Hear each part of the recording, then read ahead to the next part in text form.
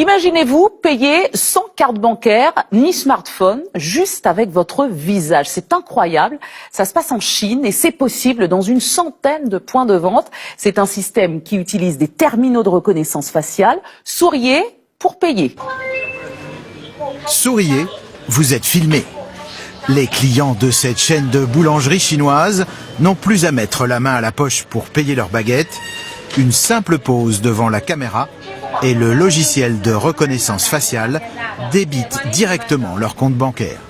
Je n'ai pas besoin de venir avec mon téléphone mobile. Je peux sortir, faire des courses sans rien prendre. Ce n'était pas possible ni avec la première étape de paiement liquide, ni avec le paiement mobile.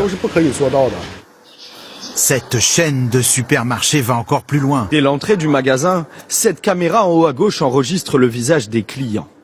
En Chine, faire ses courses, c'est un peu explorer le futur.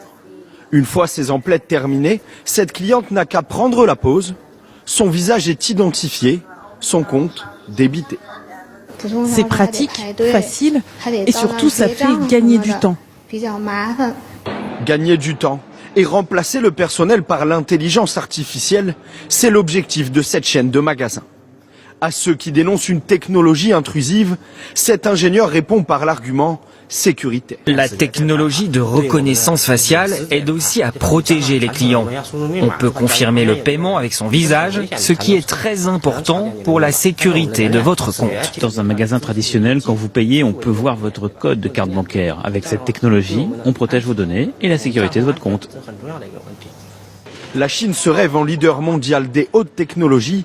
Le paiement par reconnaissance faciale est en plein essor, déployé à travers tout le pays, le plus peuplé du monde.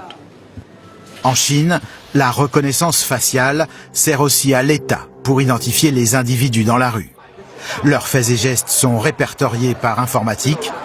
Ainsi, des citoyens se sont vus fichés sur la liste noire du pays, leur visage exposé au public. Ils n'avaient tout simplement pas payé leur place de cinéma.